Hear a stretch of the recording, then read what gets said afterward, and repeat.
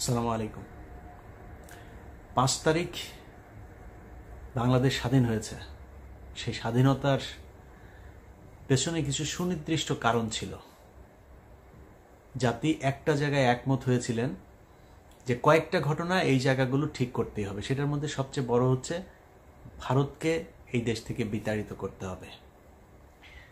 শেখ মুজিব আওয়ামী লীগ এইটার নামে এই দেশে আর রাজনীতি করা যাবে না। যেই কারণেই 5 তারিখের পরপরই জনগণ যেখানে শেখ মুজিবের ছবি পেয়েছে, আওয়ামী লীগের ছবি পেয়েছে, পোস্টার পেয়েছে, সেগুলো সব ধ্বংস করেছে। তারপরে ঘটনা প্রবাহ আপনারা সবাই জানেন। সবার আগে শুরু করেছেন বিএনপির মহাসচিব মির্জা ফখরুল ইসলাম আলমগীর। তিনি বললেন তার হৃদয়ে রক্তক্ষরণ হয়েছে শেখ মুজিবের এই ছবি দেখা নিয়ে। তারপর আমার একসময় খুব প্রিয় একজন আপা ছিলেন রুমিন ফারহানা। এই প্রিয় আপা তিনি বললেন যে ছাত্রলীগকে নিষিদ্ধ করার এই সরকার কে। এরপরে এসে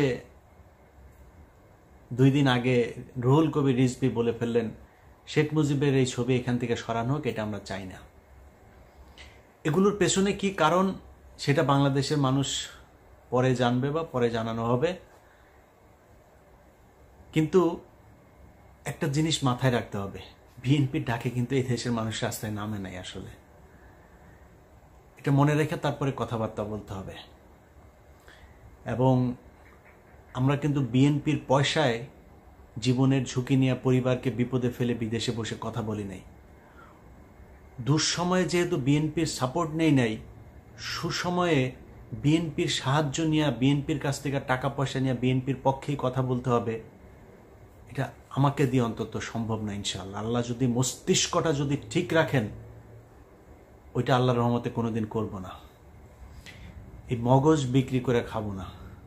যেটা মনে করি, যেটা চিন্তা করি, ওইটা মৃত্যুর আগ পর্যন্ত ওই জায়গাতেই থাকবো। বাংলাদেশের মানুষ শেষ দিন পর্যন্ত দেখবে ইলিয়াস হোসাইন যেখানে ছিল সেইখানেই থাকবেন।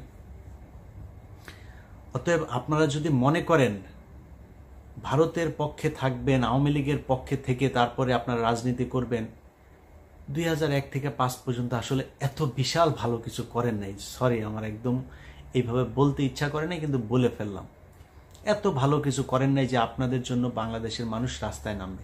এই যে আপনার দলে এত কোটি কোটি বিএনপি করা মানুষ জীবনের ঝুঁকি নিয়ে এই আন্দোলন করেছে, এই আন্দোলনের ভেতরে জীবন দিয়েছে, অর্ধেকই তো হবে বিএনপির লোকজন, তাই না? জীবন দিয়েছে তারা না আপনাদের এই ভারত প্রীতি আর আওয়ামী প্রীতির জন্য জীবন দেয় নাই। আপনারা যদি নাকি জনগণের সামনে স্পষ্ট করতে না পারেন, তাহলে আমরা কনফিউজড হব। আপনাকে স্পষ্ট একটা পক্ষ অবলম্বন করতে হবে। আপনি ভারতের পক্ষে, আওয়ামী লীগের পক্ষে নাকি না, এটা আমাদের জানা খুব জরুরি। এই মুহূর্তে কনফিউজড হয়ে থাকলাম, বাট আমার মনে হয় খুব সহসায় আমরা এটা জেনে যাব, তখন আমরা আমাদের মতামত জানাই দেব। এই দেশের মানুষ, যারা সাধারণ মানুষ আপনাদেরকে ভোট দেয়, রাজনীতি করে না, তারাও না আওয়ামী বিরোধিতা করে, তাই বিএনপির দলে ভোট দেয়। এমনিতে বিএনপি করার কোনো কারণ নেই, অন্য কোনো কারণ নাই আসলে ওইরকম। তো সেই জায়গাটা যদি নষ্ট করেন না, তাহলে সামনে বিপদ হবে। কয়েকটা জায়গা যদি বলি যে এই যুদ্ধটা কেন হয়েছিল, বিডিআর হত্যাকাণ্ড, সেটার বিচার হইতে হবে। কমিটি গঠন করার কথা বলা হলো, এখন পর্যন্ত কিছুই করা হয়নি। কয়দিন আগে স্বরাষ্ট্র উপদেষ্টা বললেন ওইটা নিয়ে এখনো তারা চিন্তা ভাবনা করছেন, ফাইনাল কিছু হয় নাই। এই জন্য আপনাদেরকে ক্ষমতায় বসায়নি। পরের দিন উচিত ছিল বাংলাদেশে কোথায় কোথায় রয়্যাল এজেন্ট আছে সব কটার এই দেশ থেকে বাইর করা হয় নাই। বিডিআরের নিরীহ সৈনিকরা তারা জেলখানায় আছে, এখন পর্যন্ত বের করে নাই। উচিত ছিল পরের দিন তাদেরকে যেইভাবেই হোক, জেনারেল অ্যামনেস্টি হোক আর যেইভাবে হোক, তাদেরকে করে দেয়া, করা হয় নাই। আলেমদেরকে বের করে দেওয়া দরকার ছিল, করা হয় নাই। এই ছাত্ররা এখন পর্যন্ত হাসপাতালে আহত অবস্থায় আছে, চিকিৎসার টাকা নাই। আপনারা সরকার থেকে কোনো সহযোগিতা করেন নাই এখন পর্যন্ত। গতকালকেও এক পত্রিকাতে নিউজ দেখলাম, যারা নিহত হয়েছে তাদের পরিবারকে এই স্যাবলামো করে 2 লাখ 5 লাখ না, অন্তত 5 কোটি করে টাকা দেওয়া উচিত। তারা এই দেশ স্বাধীন করেছে, দেওয়া হয়নি। বাংলাদেশে গেল 15 বছরে ব্যাপক লুটপাট হয়েছে এই বিদ্যুৎ খাত নিয়ে। সেই জ্বালানি খাতের এখন পর্যন্ত একটা মামলা হয় নাই। আপনি এই ওর নাম কি আপনার দরবেশ বাবা সালমান এফ রহমানের বিরুদ্ধে মামলা হচ্ছে নীলক্ষেতে, সে এক ব্যবসায়ীকে পিটিয়ে মেরেছে। আরে ভাই, এই মামলায় তো সে তার কিছু হবে না, কারণ ওই কাজ তো সে করে নাই। সে যেটা করেছে সেটা দিয়ে 500 বছর তাকে জেলখানে আটকে রাখা সম্ভব, 500 বার তার ফাঁসি হইতে পারে। তার সে হত্যা করেছে এই দেশে। মানুষ কাকে করেছে জানেন? এই যে শেয়ার বাজার আছে না, এই শেয়ার বাজারে ক্ষতিগ্রস্ত হয়ে সুইসাইড করেছিল কয়েকজন মানুষ, মনে আছে? তাদের হত্যা মামলা হইতে হবে এর বিরুদ্ধে। যেই পরিবারগুলো শেয়ার মার্কেটে ক্ষতিগ্রস্ত হয়েছে তাদের টাকা ফেরত দিতে হবে। তার সব প্রপার্টি বিক্রি করে নিলামে তুলে তারপরে সেই পরিবারগুলোর কাছে টাকা ফেরত দিতে, যেই ব্যাংকের টাকা আত্মসাৎ করেছে সেই ব্যাংকের টাকা ফেরত দিতে হবে। হচ্ছে কিছুই হচ্ছে না। শুনেছেন এখন পর্যন্ত? এই যে বিদ্যুৎ খাতের মিটার আপনার ডিজিটালাইজেশনের মাধ্যমে, প্রিপেড মিটারের মাধ্যমে যে কয় ইউনিট খরচ হচ্ছে কোনো কিছু জানা নাই, যা মন চাচ্ছে কাটে নিচ্ছে। সে মিটারের ব্যাপারে কোনো ব্যাপার হয়েছে এখন পর্যন্ত? কিছু করা হয়েছে? করা হয়নি। প্রবাসী লাউঞ্জ তৈরি করছে। আরে ভাই, পাশার চামড়া লাল হয়ে যায় বাইরে কাজ করতে করতে। 10 বছর 15 বছর বউ পোলাপান থুয়া মধ্যপ্রাচ্যে মানুষ বিদেশ খাটে, তার 5 মিনিট এয়ারপোর্টে যায় না, তার বসতে ইচ্ছা করে না। কখন সে পরিবারের কাছে যাবে তার ওই চিন্তা। আপনি এই বালের ভিআইপি লাউঞ্জ টাউন্স, প্রবাসী লাউঞ্জ টাউন্স করে তো লাভ নাই। তাদের জন্য দরকার ছিল 5 লাখ টাকা লাগে সৌদিতে যাইতে, ইন্ডিয়া থেকে যেতে লাগে 70,000। আমার দেশ থেকে কেন 70,000 টাকা একজন মানুষ সৌদিতে যেতে পারবে না? এইটা তার দরকার। একজন মানুষ বিদেশ যেতে চায়, তার পাসপোর্ট করতে কি কি সমস্যা হয় সেই সমস্যার সমাধান করেন। তার বিদেশ যেতে লোন দরকার, যেটা শ্রীলঙ্কা, নেপাল এইসব দেশগুলো করে, তার লোনের ব্যবস্থা করেন, বিদেশ পাঠানোর ব্যবস্থা করেন। মানুষ কাজ করে আপনাকে টাকা দিবে। এই প্রবাসীদের ব্যাপক অবদান আছে, সেই মানুষগুলির পাশে আপনারা এখন পর্যন্ত দাঁড়াইতে পারেন নাই। অতএব বটম লাইন হচ্ছে, এই সরকার একটা ব্যর্থ সরকার, কিচ্ছু করতে পারেন নাই।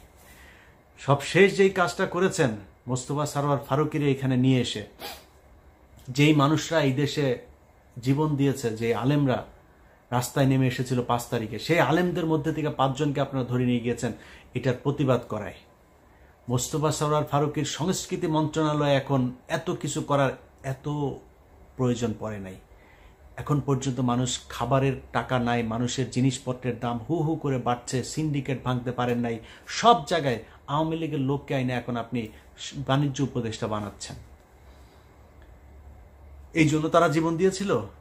এই জন্য তাদের কোনো জায়গার মধ্যে আপনি ব্যবস্থা নিচ্ছেন না, আওয়ামী লীগের লোকজনকে এনে এনে তারপরে বসাচ্ছেন, মুজিব প্রেমীকে এনে তারপরে আপনি উপদেষ্টা বানাচ্ছেন। এই জন্য বাংলাদেশের মানুষ আপনাদেরকে কি করেছিল? 2 জন মানুষ আছে, একজন নাহিদ, একজন আসিফ, এই 2 জনকে উপদেষ্টা বানানো হয়েছে। আরেকজন মাহফুজ আলম ছিল প্রধান উপদেষ্টার বিশেষ সহকারী, তাকে এনে উপদেষ্টা বানানো হয়েছে। আপনার মনে হয় এটা তার জন্য প্রমোশন? তাকে ওইখান থেকে সরিয়ে দেওয়া হয়েছে যাতে এই আসিফ নজরুল গং, যারা প্রথম আলোর গং, তারা এই ডক্টর মোহাম্মদ ইউনূসের কান ভারী করতে পারে। কারণ ইউনূস তো যেটা সত্য কথা, সে তো বাংলাদেশের কোনো কিছু চিনে না, বাংলাদেশের মানুষকে সে ঠিকমতো চিনেও না, সারা জীবন ছিল বাইরে। সো তাকে কেন রাখা হয়েছে? যেহেতু উনি সবার কাছে সমাদৃত, আন্তর্জাতিকভাবে আমাদের এখন টাকার ক্রাইসিসে আছে, রিজার্ভ ক্রাইসিসে আছে, তাকে দিয়ে আমরা বিদেশের সাথে লবিংগুলো করতে পারি, এই জন্য তাকে বসানো, সবাই মেনেও নিয়েছে।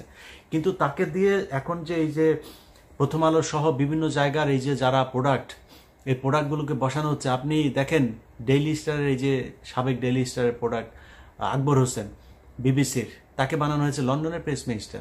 ওয়াশিংটনের বানানো হয়েছে গোলাম মর্তুজা। এই গোলাম মর্তুজার কথা ভুলে গিয়েছি আমরা। 2018 সালে নির্বাচন পর্যন্ত সে যেইভাবে ন্যাকেডভাবে ন্যাংটা হইয়া তারপরে আওয়ামী লীগের পক্ষপাতিত্ব করেছিল, 18 নির্বাচনের পরে সে চুপ। তাকে সুশীল বানায় এনে বসানো হইলো কোথায়? ডেইলি স্টারে। সে আওয়ামী লীগের বিরুদ্ধে কথা বলে, এগুলো আমরা বুঝি না? এগুলো রয়ের প্ল্যান বি এর অংশ। তাদেরকে এখন এই জায়গায় নিয়ে বসানো হচ্ছে। অতএব যারা যারা মনে করছেন যে বাংলাদেশ স্বাধীন হয়ে গিয়েছে এবং এদেরকে দিয়ে ভালো কিছু সম্ভব, আমি আপনাদেরকে গ্যারান্টি দিয়ে বলে রাখলাম যে এই যারা উপদেষ্টা হয়েছে তাদের ব্যাপারে আপনাদেরকে ব্যবস্থা নিতে হবে। তাদের বিরুদ্ধে যদি প্রয়োজন হয় তাহলে মাঠে নামতে হবে, মাঠে নেমে তাদের ব্যাপারে, তাদের বিরুদ্ধে আবার ফের যুদ্ধের ডাক দিতে হবে। আমি মনে করি যারা ছাত্র আছে, ছাত্রদের থেকে আরও বেশি প্রতিনিধি উপদেষ্টা পরিষদে যেতে হবে, যারা জীবন দিয়েছে, যারা ওই সময়, আমরা এখন শুধু 2 জন উপদেষ্টাকে বাইরে দেখছি, বাকি উপদেষ্টারা নাই। তারা তো জীবন দিতে এসেছিল, তারা কোথায়? তাদেরকে এনে উপদেষ্টা বানাতে হবে। ডক্টর কনক সারোয়ার, পিনাকি ভট্টাচার্য, তাদেরকে উপদেষ্টা বানাইতে হবে। মানে আমার নামটা আমি বললাম না, কারণ হয়েছে যে আপনারা আবার মনে করেন না যে আমারটা মানে আমি হইতে চাই, এই জন্য আমারটা আবার আরেকজন বলবে, এই জন্য না, আমারটা বলে রাখি। এটা হচ্ছে আমি আপাতত দেশে যাচ্ছি না, এই কারণে আমার কোনো উপদেষ্টা হওয়ার যোগ্যতাও যদিও আমার নাই, বা কোনো পদে দিতে চাইলেও আমি সরকারের কোনো পদে যাব না, এই সরকারের কোনো সুযোগ সুবিধা আমি নিব না। সো আমি যাচ্ছি না আর কি। যে কারণে আমার মনে হয় এই মুহূর্তে একজন মানুষ আছে, আসিফ মাহতাব থেকে শুরু করে এই ডক্টর কনক সারোয়ার, পিনাকি ভট্টাচার্য সহ যারা ওই সংগ্রামে সরাসরি সরকারের বিরোধিতা করেছে, যারা জীবন বাজি রেখেছে, নিজেকে বিপদে ফেলেছে, তাদেরকে উপদেষ্টা পরিষদে আনতে হবে। আর এই বুইরা খাটাসের বাচ্চাগুলো যেগুলো আছে এখন উপদেষ্টা, এদের মধ্যে কেউ কেউ যদি জ্ঞানী থাকে বা আমলা টামলা তো কিছু লাগবে, ওদেরকে পরামর্শক হিসাবে রাখা যাইতে পারে।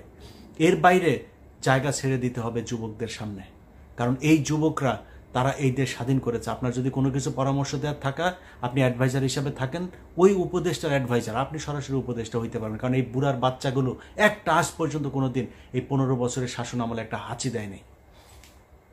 একমাত্র ডক্টর মোহাম্মদ ইউনূস, তার বিরুদ্ধে তাও শেখ হাসিনা মামলা করেছিল, তাই তার সাথে ব্যক্তিগত বিরোধ ছিল, এছাড়াও শেখ হাসিনার সাথে তার কোনো সমস্যা ছিল না। বাকিগুলো যেগুলো আছে তাদের সাথে কোনো সমস্যাই ছিল না, বরং বেশিরভাগই এই শেখ হাসিনার কথা শুনে তারপরে তারা কাজ করেছে।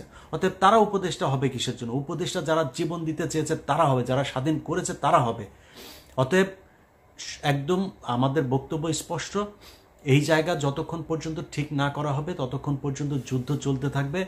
এবং গত এই 2-3 দিনের যে অবস্থা, তাতে প্রকাশ্যে বলে রাখলাম, আমরা এখন থেকে আবারও বিপ্লবী। এই সরকারের কোনো কাজে কোনো ধরনের সহযোগিতা আমরা করতে চাই না, আমরা সব কিছুতে তাদের বিরোধিতা করতে চাই, যতক্ষণ পর্যন্ত না এই উপদেষ্টা ফারুকী, বশির সহ যারা আওয়ামী লেসপেন্সার যারা আছে তাদেরকে বাদ দিতে হবে, এবং ছাত্রদেরকে ডক্টর কনক সারোয়ার, পিনাকি সহ ছাত্রদের থেকে কয়েকজন প্রতিনিধিকে সেখানে নিতে হবে, এবং মাহফুজ আলমকে আবার ফের প্রধানমন্ত্রীর বিশেষ সহকারী হিসেবেই নিতে হবে, এবং নাহিদ এবং আসিফ তাদেরকে আরও ক্ষমতা দিতে হবে, তারা যেন সংখ্যা লঘু হয়ে না থাকে। আসিফকে আমরা দেখেছি একমাত্র সবচাইতে বেশি তিনি ভোকাল ছিলেন এই শেখ মুজিবের ছবি টবি এগুলো সরানোর ব্যাপারে, তাকে কর্নার করে রাখা হয়েছে। তাকে আরও ক্ষমতা, যেই সব ইয়েগুলো তো আছে, সেটা হতে পারে স্বরাষ্ট্র, হতে পারে অন্য এই ধরনের প্রভাবশালী কোনো একটা ইয়েতে তাকে দিতে হবে। আগেই বলেছি যে এদেরকে দিয়ে যদি মনে করেন এদের হয়তো অভিজ্ঞতা নাই, অভিজ্ঞতার জন্য পাশে তাদের ইয়ে থাকুক, কিন্তু মূল পদে তাদেরকেই থাকতে হবে, এটা আমাদের বক্তব্য। এবং আমি হাসনাত এবং ঝার্জিস তারা যে আন্দোলনের ডাক দিয়েছে, আবারও সে আন্দোলনের সাথে একাত্মতা ঘোষণা করছি, এবং বাংলাদেশের মানুষের কাছে আমাদের অনুরোধ থাকবে, তারা যখন যেটার ব্যাপারে আপনাদেরকে বলবে, আপনারা বাংলাদেশের জনগণ তাদের পাশে থাকবেন, কারণ আপনাদের সরকার এটা না। এরা আবারও ভারতের সেই কুচক্রী মহলকে এই উপদেষ্টা মণ্ডলীতে ঢুকিয়ে, তারপরে আপনি ফারুকের অবস্থাটা শুধু দেখেন। ফারাজ নামের যে সিনেমা তিনি করেছিলেন সরাসরি ভারতের টাকায়, এবং সেই সিনেমাটা মুক্তি পেয়েছে আগে ভারতে, বাংলাদেশে মুক্তি পেতে দেওয়া হয়নি। তারপরে ভারতে অনেক সমালোচনার পরে দাড়ি টুপিকে বিকৃতভাবে উপস্থাপন করা হয়েছে, এবং তার বিভিন্ন নাটক সিনেমাগুলোতে এই পর্যন্ত এই দাড়ি টুপির পেছনে দাঁড়িয়ে একদম 24/7 গাঁজা খাওয়া একটা ছেলে হচ্ছে এই লোকটা, এই যে ফারুকী। বিশ্বাস না করলে এটা জিজ্ঞেস করেন যারা যদি মিডিয়াতে পরিচিত, 24/7 গাঁজার উপরে থাকে, এবং বিকৃত যৌনাচার এই ব্যক্তি, সরাসরি লেসবিয়ান, তারপরে গে, এগুলোকে প্রমোট করেন, এবং তার বিভিন্ন নাটক সিনেমাতেও এগুলো তিনি প্রমোট করে থাকেন। পরকীয়া থেকে শুরু করে যত ধরনের অসামাজিক কার্যকলাপ, বিকৃত রুচি, বিকৃত কথাবার্তা, বিকৃত গালি এই নাটকের মধ্যে প্রমোট করা ব্যক্তি হচ্ছে এই ব্যক্তি, তাকে এনে উপদেষ্টা পরিষদে বসানো হয়েছে। সো এই সব কিছুই হচ্ছে বাংলাদেশের বিরুদ্ধে, বাংলাদেশের ইসলামের বিরুদ্ধে এবং ভারতের পক্ষে। তবে আপনাদেরকে এই যুদ্ধে, যেটা আগেও আমরা জানি যে স্বাধীনতা অর্জনের চেয়ে রক্ষা করা কঠিন, আমার মনে হয় রক্ষা করার সেই কঠিন যুদ্ধটাতে আপনাদেরকে প্রস্তুত থাকতে হবে। আল্লাহ হাফেজ।